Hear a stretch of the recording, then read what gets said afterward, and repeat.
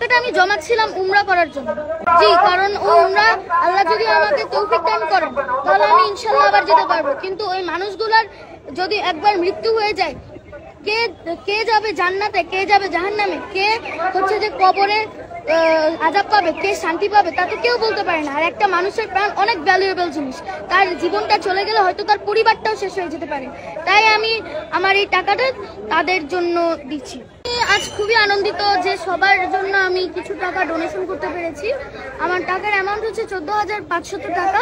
এই অল্প টাকা, এটাই যত টাকাই হোক না কেন, অন্তত আমি এই টাকাটা দিতে পেরেছি যে, এবং তারা যাতে, এবং যারা দুর্গত রয়েছেন তারা অন্তত যে এই টাকা দিয়ে অন্তত কিছু জিনিস তো কিনতে পারবেন, কিংবা ওই টাকাটা দিয়ে অন্তত কিছু হেল্প তো তারা পাবেন, সেই জন্য আমি খুবই আনন্দিত। আমার জমানো টাকা গত 2 বছর বা 3 বছর হয়তো এই সময়ের মধ্যে আমি একটু করে জমিয়েছি, এবং আজকের এই টাকাটা দেওয়ার হয়তো আমি আরো জমাতাম, তবে আজকের এই টাকাটা দেওয়ার উদ্দেশ্য ছিল যারা দুর্গত রয়েছেন তাদের ত্রাণ বিতরণের জন্য। এর 50% সব আমি আশা করি আমার পিতামাতা যেন থাকে, কারণ আমার পিতামাতাই আমাকে এখানে ত্রাণ বিতরণের জন্য খুবই উৎসাহিত করেছেন।